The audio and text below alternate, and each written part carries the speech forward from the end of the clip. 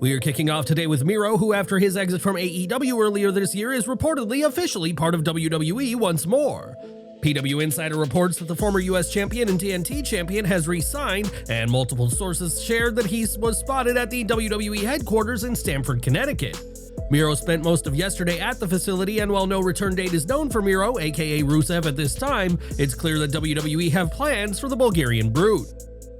It should be noted that Miro's wife CJ Perry was not present during the visit, leaving fans to wonder if Miro will return solo or if a reunion with his wife is on the table in his WWE future. This signing comes just 1 week after WrestleVotes Radio reported that WWE was interested in bringing back Miro, and the company did not waste time in making that happen. After being released in April 2020, Miro joined AEW that same year, and despite signing a big money contract extension, ultimately requested his release, which was granted this year. Miro went unused for much of his tenure with AEW and did not compete at all in 2024 or 2025 before Tony Khan chose to let him out of his contract. The return of Miro to WWE has excited fans, and on Twitter, Matt Raywalt, better known as Aiden English, responded to a fan saying that WWE have my number. Raywalt, who today works for TNA, was part of the popular Rusev Day chapter of Miro's career, and between his return and the WWE TNA alliance, perhaps we'll see a reunion. Miro is just the latest name from AEW to make the move to WWE this year, following the likes of Penta, new North American champ Ricky Saints, and Rey Fenix, who will debut this Friday. Are you excited to see Miro return to WWE? How would you like to see him be introduced, and what should his first match back look like? Let us know your thoughts down in the comments. Earlier this week, we reported on Mick Foley, who on April 1st shared that he'd been involved in a car accident and shared a picture of the wrecked vehicle. Despite the date Foley shared the news, this was no joke, and Foley explained that he was dealing with a minor concussion as well as soreness from his neck to his knees. In an update, Foley took to Instagram and thanked everyone who had reached out to him, sharing that so many people got in touch and named The Undertaker and Triple H. Foley added that he was banged up and felt like a truck had run him over, though added that given the state of the car, he was lucky to just escape with soft tissue damage. With that in mind, Mick is feeling really fortunate, and added that he would not be missing any planned appearances he has lined up in Texas this weekend, as well as in New Mexico and Arizona. To put any speculation on hold, Foley assured fans this was not an April Fool's Day joke, and ended by saying he's grateful and sore before telling fans to have a nice day. Foley is known for his toughness, and it's great that he wasn't hurt anymore in this unfortunate crash, and we are wishing the Micker a full and speedy recovery. Now in 2024, Bronson Reed was receiving a major push on Monday Night Raw, but this came to a swift end when he suffered a broken ankle at Survivor Series War Games in November. In a statement on Twitter, Reed made clear that there would be no Royal Rumble or WrestleMania for him, but what's in store for the Australian superstar's return. While speaking during a Q&A session on Backstage Pass, WrestleVotes was given a list of WWE superstars and asked whether they would receive a major push in the future. When Reed's name was mentioned about a push after WrestleMania 41, WrestleVotes said that a big push is absolutely coming for the former NXT North American champion. WrestleVotes added that Reed's return is expected to happen this summer, confirming that he will miss WrestleMania 41 later this month. What would you like to see WWE do with Reed once he returns? Should he be pushed into a title picture? And if so, which championship? Share your thoughts down below. Over to AEW Dynamite now, and the show opened with a chaotic brawl as Willow Nightingale and Swerve Strickland took on Marina Shafir and Jon Moxley. The action spilled outside before Willow took out Moxley and got the win over Shafir, but things turned ugly when Moxley hit Willow with his finisher post-match.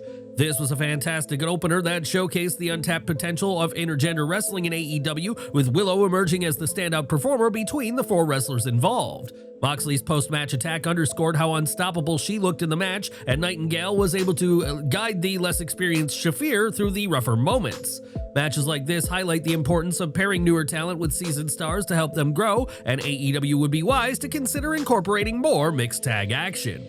The match was entertaining while keeping the spotlight on Mox and Swerve ahead of Dynasty, and proved to be an exceptional start to the show. MJF interrupted Bobby Lashley, suggesting that the Salt of the Earth joining the Hurt Syndicate would be good business, but Lashley stated the faction didn't need MJF. MJF took Lashley's words as a challenge and walked away before a match saw Big Bill, with Brian Keith by his side, dismantle two local competitors. Afterward, Bill issued a challenge for the AEW World Tag Team Championships at Dynasty, giving the Hurt Syndicate multiple ongoing storylines. While it wasn't bad, MJF did somewhat seem off his game when speaking to Lashley, and whether intentional or not, this dynamic could indicate that Lashley's presence unsettles him. Meanwhile, the Learning Tree has gained momentum and should provide a fun tag match at Dynasty, though fans can expect the Red Hot Champions to retain the gold.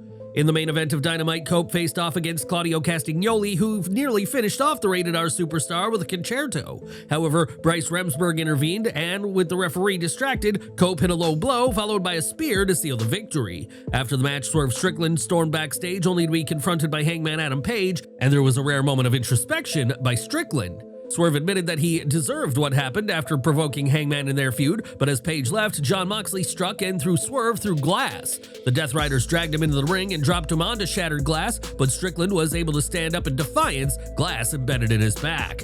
The match itself was technically solid, but it felt too long and predictable, making it clear Cope would win despite Claudio's dominance. Perhaps having the Death Riders and FTR more prominently involved would have helped, given that the main feud is supposed to be the Moxley-led faction against Rated FTR.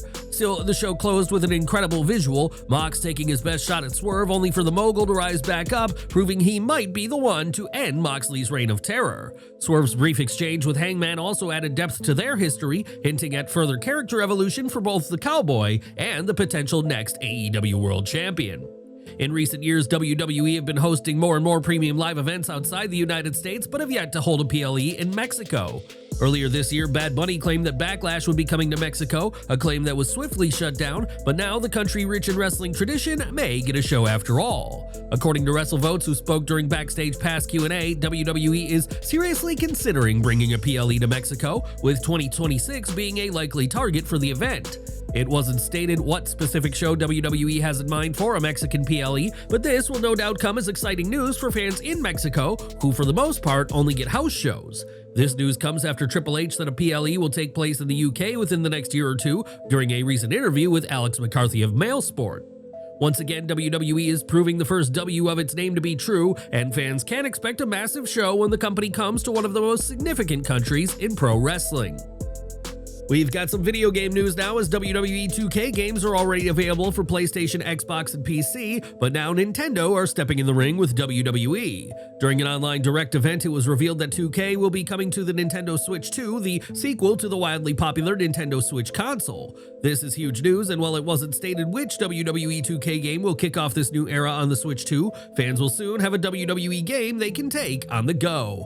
Hopefully this will go better than WWE's efforts to bring 2K18 to the original Nintendo Switch, as the game was practically unplayable because of how slow it ran on the console. In 2020, WWE released 2K Battlegrounds on the Switch, a game that was more playable than 2K18, but lacked several of the key features expected in a WWE 2K video game. Hopefully WWE 2K's next game on the Switch 2 will deliver what fans want, and whether it's 2K25 or 2K26, gamers will soon have a game on the much-anticipated console.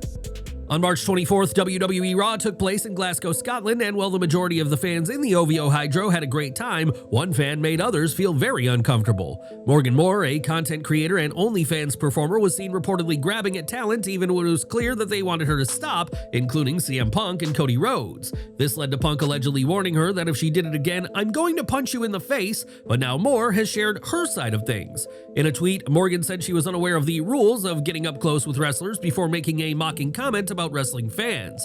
She said, "I didn't know there was a rule you can't put your arms around a wrestler, but given a lot of wrestling fans' hygiene is questionable, this makes sense.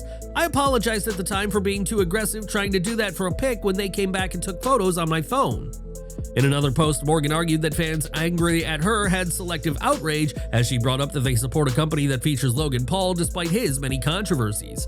Moore also brought up Stone Cold Steve Austin, who beat up his wife Deborah in the past, clearly questioning why fans love the rattlesnake but believe she crossed a line. On Instagram, Moore appeared unfazed by the backlash to her actions in Glasgow, sharing a video of herself with the caption, "Walking back after WWE fans tried canceling me." While WWE superstars often get up close with fans after a match, Punk and Rhodes were clearly uncomfortable with how grabby Moore was, and made it clear at the time. But what do you think of this matter? Does Morgan Moore's explanation change your view, or should she have known better at the time? Share your thoughts down in the comments. Back to AEW Dynamite, as Toni Storm successfully defended her AEW Women's World Championship against Penelope Ford and had a post-match stare-down with Megan Bayne. Bayne refused to get physical, and while the outcome of the match was predictable, both Storm and Ford delivered in the ring as expected. Ford continues to improve and make the most of her opportunities, proving she deserves more spotlight when the time is right in the future. Bane has been well built for this moment, remaining undefeated and having pinned the world champion in past encounters, showing that she is a genuine threat. With AEW Dynasty looming, either woman walking out with the title would elevate the division further, and a Bane victory seems entirely possible despite a relatively brief AEW run so far. The Owen Hart Foundation tournament brackets were officially revealed for both the men's and women's divisions, and there was a major change to the men's side of things. It was revealed that Kevin Knight will replace Jay White in the first round against Will Ospreay due to White being out of action after being attacked by the Death Riders. Unfortunately, that injury isn't just for programming, as Fightful Select has confirmed that White has suffered an actual injury that will require surgery to come back from. Although AEW is playing it up as part of the Death Riders angle, White's setback is the real deal, which comes as a major blow for Jay, who many expected to be a top tournament contender. At this time, it's unclear what specific issue is affecting White, but this sadly isn't his first time suffering an injury that has derailed his run in AEW. In 2024, White missed months of action to heal up from a foot injury, and we are hoping for a swift and speedy recovery for the Switchblade after this latest setback. While White won't be involved, the Owen Hart tournament will continue on, and it was announced that a wildcard entrant will face Hangman Adam Page. Brody King will take on Konosuke Takeshita, while Mark Briscoe will take on Kyle Fletcher in a first-round showcase. The women's bracket features Thunder Rosa versus Chris Statlander and Mercedes Moné versus Julia Hart as standout first-round matchups. The first round will also see Jamie Hayter take on Billy Starks, while Harley Cameron looks to get a major upset when she faces the forever champion of Ring of Honor, Athena. The women's tournament is especially stacked, while AEW is also using the men's bracket to highlight fresh talent who could serve as upset winners of the tournament. It looks like Moné versus Athena is shaping up as a semifinal, setting up a potential TBS championship feud at All In rather than a tournament victory for either woman. As for the men, Hangman versus Ospreay seems the likely men's final, especially with White's removal from the bracket, as either winner could set the stage for a marquee match at All In. Who would you like to see win the Owen Hart Foundation men's and women's tournaments? Let us know your picks down in the comments section below. In tag team action, Will Ospreay and Kevin Knight battled Blake Christian and Lee Johnson, and it was Knight who got the win for his team. Following the match, Tony Schiavone announced Ospreay versus Knight in the tournament would take place at Dynasty, creating an opportunity for the Jet to break out. Knight impressed in his first AEW win, showing flashes of star potential. Now his next challenge will be establishing himself as a strong character in the company. Despite Don Callis' interference, Brody King overcame Lance Archer, sealing the victory in a battle of two of AEW's meanest talents. King battled from underneath as Archer put up a fight, making this a compelling clash that further establishes the Hound as a potential threat to Konosuke Takeshita in the tournament. If AEW wants to elevate this rivalry, the Don Callis family versus the Hounds of Hell could be a great long-term feud, ensuring King and Buddy Matthews get more screen time. And that was this week's Dynamite, which served as the go-home show ahead of this weekend's AEW Dynasty pay-per-view. The two highlights of the show centered around world titles, with those being the intergender tag match opener and closing moments of the show, as well as Toni Storm and Megan Bayne. Both title matches at Dynasty feel unpredictable and should easily deliver on pay-per-view, and the introduction of the Owen Hart tournament brackets provide plenty of intrigue.